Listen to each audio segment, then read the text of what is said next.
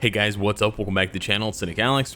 And today we're going to be taking a first look at X-23 Transcended. I haven't had this character for very long, so I can't do a full review of her yet, but I've tried her out in a little bit of content. This was actually the original content that I transcended her for, the story mode fragment farming, and that's actually the real reason why I misspoke in yesterday's video. I said that the reason was because of the, I said I switched Hulk's uniform because of, leadership for World Boss Legend. No, it was leadership for this, because otherwise I would have no good leadership for this, because X-23's leadership is bad and Cho's leadership is bad. But we're gonna clear this first with X-23. She does a pretty good job of it. This is actually one of the hardest story mode fragment farming missions, not because of the enemies here, but because of the boss at the end, the big bad Thanos. So this is actually a pretty good test for her. We just procced on 3 by accident there. And we're using a guard break recovery rate 180 proc. Gonna pop her awakening skill and just let it play out here because of the iframe. Ignore. Okay, not too great. Let's try to position ourselves. Okay, she runs pretty fast. That's good. I was gonna say try to position ourselves not to get snared by the tornadoes, because then we get blasted by the lasers and then she dies. But yeah, we'll take her into some World Boss content as well. This is definitely not a final review of the character whatsoever, but it's just like a first impressions. I remember that you can cancel the 5 right after that big slash shows up. Oh, I got snared there. That's not good. Let's do 3-6. I don't think I want to cancel the awakening skill, because her hits don't get carried over, right? Like with Gambit's, the 5th skill does more damage anyways, but I'm not sure that's the case for her regular 1-5. The damage here is not too spicy. We're missing our proc a lot, and this has sort of always been a problem that I've experienced with X-23, which is why I think a CTP of Rage is definitely the best option for her. She has tons of crit damage, crit rate, and guaranteed crit rate. Guaranteed crit rate being so helpful for a CTP of Rage to make sure you're proccing consistently. The damage is not bad. But I like the movement speed, I like the survivability she has, and all that kind of stuff. The healing, of course, is a bonus. Being combat type, I think, helps a lot, like her dad. Okay, yeah, she slips out of the 5 nicely. She doesn't get stuck in the 5, like, for example, Daredevil. If you lose targeting like that, Daredevil gets stuck in his 5th skill, gets stuck in his 4th skill, which can definitely be a problem. We're going to do 3, pop that into 6. We'll try canceling it here and see what happens. I don't even think Nightcrawler and Gambit are hitting him because they're behind. Okay, he's going to drop Meteors. She's got good enough movement speed to sort of stay out of the way, which is nice. And let's see here. We're going to finish him off. Nice. Okay. Pretty fun character. Pretty nice animations. Obviously gives me Wolverine vibes, which is always a good thing. And we get our token. We get our fragment. So that was actually the reason why I transcended this character. Obviously, it gives me more content to bring to you guys, but she is one of the required characters to guarantee the fragment, because I already had Cho and Hulk. So I said, you know what? I can guarantee this one fragment for 30 days. That means I guarantee at least 30 times where I'm going to be able to open this chest and get either a 6-star card, 5-star card, a premium card. They actually added premium cards to this, which is awesome, or tier 3 components. So I think it was worth it. She's also used in one of the story missions, the Dimensional Clash missions here. So it's sort of like a double dip. She's actually used in 2 missions. I don't know which mission it is. I think it's, oh, there it is, 7-1. And for 7-1, I think I don't have Elsa for 7-2, and those share the same token on 7-1 and 7-2, I believe. Yeah. And so I would fall behind on the 7th token if I didn't get X-23, because I certainly don't want to transcend Elsa, right? She's much, much worse than X-23. But anyways, let's take a quick look at the build here before we jump into some other content. I'm going to swap over to her lead. We have a little bit of a team up, but it's not much to you know, mess with her stats here. So she's got 45,000 physical attack, which is nice, 52,000 HP, decent defenses. I've got 5-star and 4-star Uru no Odin's Blessing. She actually did need the cooldown despite my crafted cards, which is pretty surprising. I wanted to cap out her crit rate, even though she does give herself a frenzy buff. So we've got capped attack speed, crit rate, ignore dodge, and cooldown, almost capped dodge, and almost capped crit damage. So pretty nice. And yeah, her passives definitely help you. You get 35% crit damage there. You get some buffs here that activate, and then I believe her uniform passive, yeah, gives you some more buffs, some guaranteed dodge buffs, some physical attack buffs. We've got a guard break 180 proc obelisk. And then we've got stage 9 overdrive. I will be throwing a CTP on her afterwards, but for now, let's test her out with an obelisk. So I remember now one of the issues with X-23 was that her debuff increase on her uniform doesn't stack with a debuff leadership. So I actually think it's better to just give her a regular attack buff leadership and let her go to work with this than it is to than to do a debuff lead. Okay. Do your thing, Laura. Oh yeah, she's got the paralysis as well. That's right. I just don't want to get hit by those spears. True. Yeah, the paralysis and the iframe. I think I remember this. Basically, Proxima never moves. Yeah, it's hilarious. Proxima never moves because she's always in iframe or she has Proxima paralyzed. This is so funny. Sort of like Morbius. Yeah, I think I originally compared her to Morbius about 2 months back. Yeah, the end of 5 into 4 is really where you'd like to be procking, I think, ideally on a regular obelisk like this, where you cancel this into this. I was a little bit late, so you didn't get the full, you know, hit. So we sort of proc on the end of 5. But yeah, wow, she's able to get down with quite a bit of pierce, right? Double digits pierce, but a minute. So she can do this stage in less than 2 minutes. She might be able to do stage 99 in 100 seconds, which is super impressive because I have the sixth skill ready to pop off, and that thing does 2 or 3 bars by itself.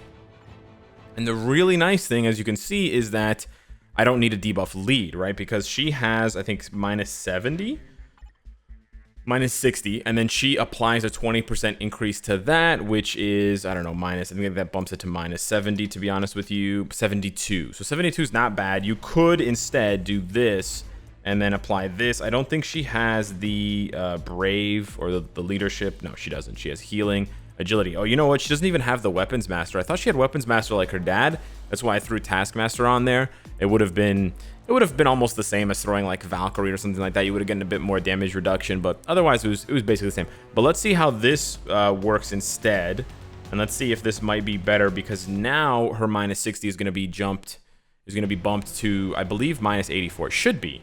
It should just take the larger of the two numbers. She has 20% on her uniform. White Fox is giving 40%.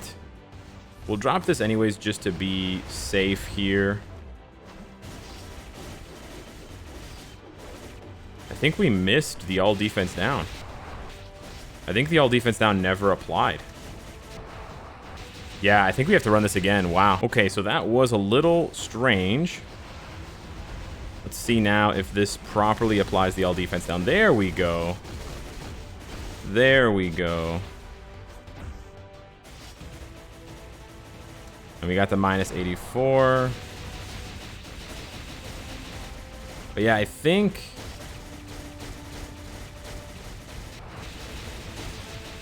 no proc there at all, which is super weird. Third skill proc is actually pretty good. Yeah, honestly, it seems like a rage is always the best for her. But honestly, I feel like the leadership with Nick Fury and an extra support was better for her. I don't know. We procced there. Oh, we have all defense applied from somebody. She dives in there.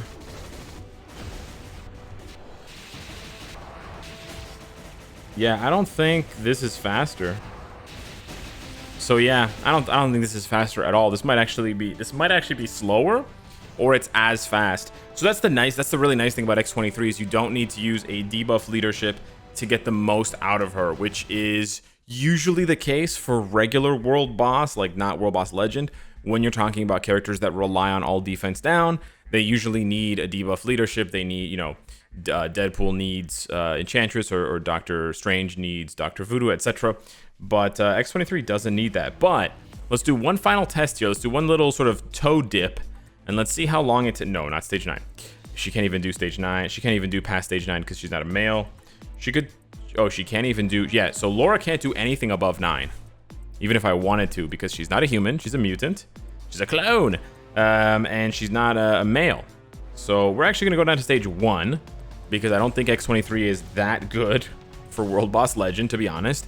And then to be really honest, she has an obelisk on her, which is really not, you know, not World Boss Legend material for the most part. So let's see how she does against stage 1. All right, here we go. Laura versus the big dog. See how this does. Ooh. What is going on? Really? Wow. I know it's stage 1, and I know I have a lot of Pierce, but chalk this up to things I didn't think were going to happen for 100, Alex. She's got an obelisk. Like, I've still tested some characters on level 1 recently with an obelisk. That was a lot of damage. Okay, true. We're gonna let him land here. I want to see if this was an accident. No, it wasn't. Wow. Wow. Okay. I mean, yeah, it's a lot of Pierce, but it's also an obelisk. Not a CTP of Rage or anything crazy. Let's see what her regular rotation looks like. Whoa, yeah, that's a lot of damage. Yeah, the Pierce is definitely moving mountains right now. She's clearing this way too fast, man. Wow. Okay, let's get a better handle on this with like stage 5. Okay, true. Stage 5 for Laura. 3, 4, 5, 6, 7. I mean, yeah, it's still a lot of damage, Laura. I got snared. Darn. I was trying to cancel with the co-op, but I wasn't quite able to do it.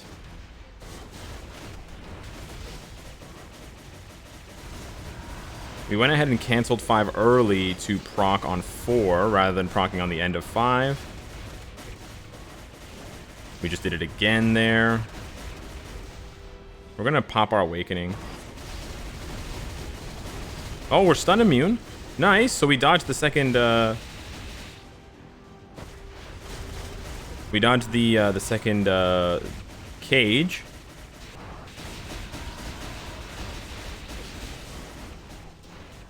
She's still kind of trucking along, dude. She doesn't get guard broken because of the guard break immunity on the obelisk. Very important on that. Not getting snared because of Ancient One and because of her immunity. Not bad. A minute on stage 5 with an obelisk. Not bad at all. Let me just pop one more of these Awakenings because it looks really cool. I love seeing Gambit. I gotta say, I love seeing Gambit. X-23 is cool. I just really love seeing Gambit as well. Oh, she got pushed back a little bit. We weren't able to cancel into 3. Or we weren't able to cancel 3. See the proc?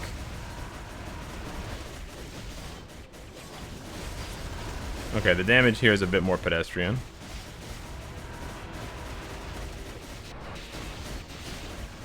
Okay, alright.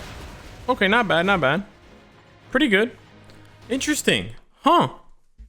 She's not bad. Now, she's obviously going to struggle quite a bit against Mephisto because he's a blast type and she's a combat type, so she's going to have type disadvantage. But keep in mind, just to be optimistic, I was super optimistic about Spider-Man 2 days ago.